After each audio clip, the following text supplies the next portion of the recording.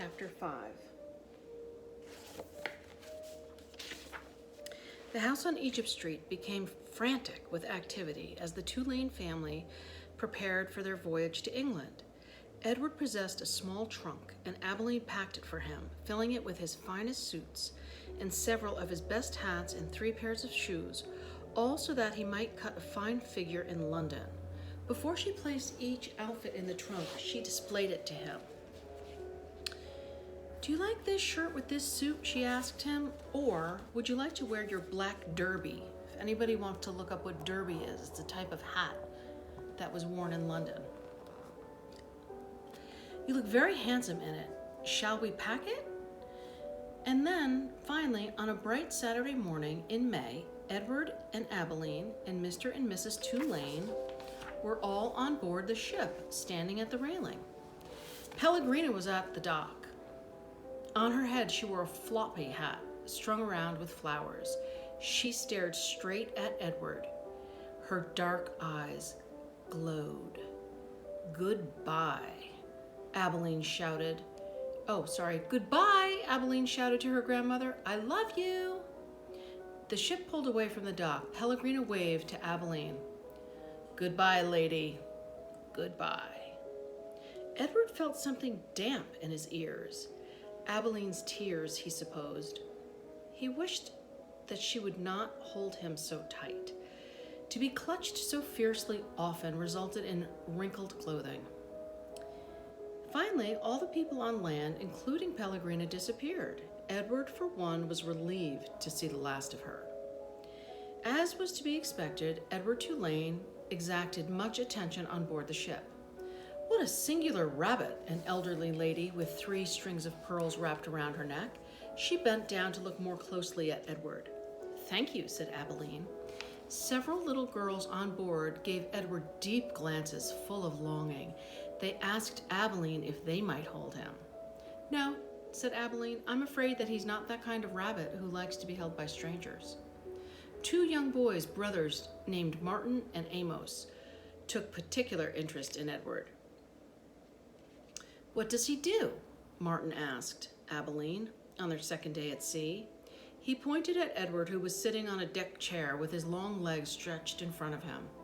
"He doesn't do anything," said Abilene. "Does he wind up somewhere?" asked Amos. "No," said Abilene, "he does not wind up." "What's the point of him then?" said Martin.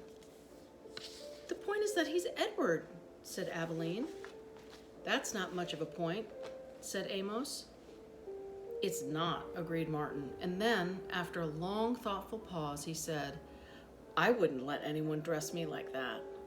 "Me neither," said Amos. "Do his clothes come off?" asked Martin.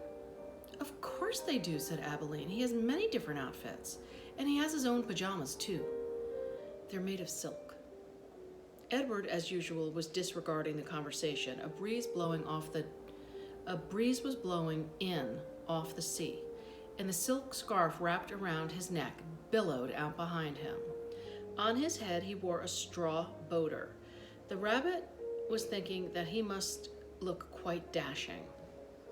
It came as a total surprise to him when he was grabbed off the deck chair, and first his scarf, then his jacket, and his pants were ripped off his body. Edward saw his pocket watch hit the deck of the ship and roll merrily towards Abilene's feet. "Look at him," said Martin. "He's even got underwear." He held Edward aloft so Amos could see. "Take it off," shouted Amos. "No!" screamed Abilene. Martin removed Edward's underwear. Edward was paying attention now. He was mortified. He was completely naked except for the hat on his head, and the other passengers on board the ship were looking at him, directing curious and embarrassed glances his way. "Give him to me," cried Abilene. "He's mine." "No," said Amos to Martin. "Give him to me." He clapped his hands together and then held them open. "Toss him," he said. "Please, Abilene, don't throw him. He's made of china. He'll break." Martin threw Edward, and Edward sailed naked through the air. Only a moment ago, the rabbit had thought that being naked in front of a shipload of strangers was the worst thing that could have happened. But he was wrong. It was much worse, being tossed in the same naked state from the hands of one grubby, laughing boy to another. Amos caught Edward and held him up, displaying him triumphantly. "Throw him back," called Martin.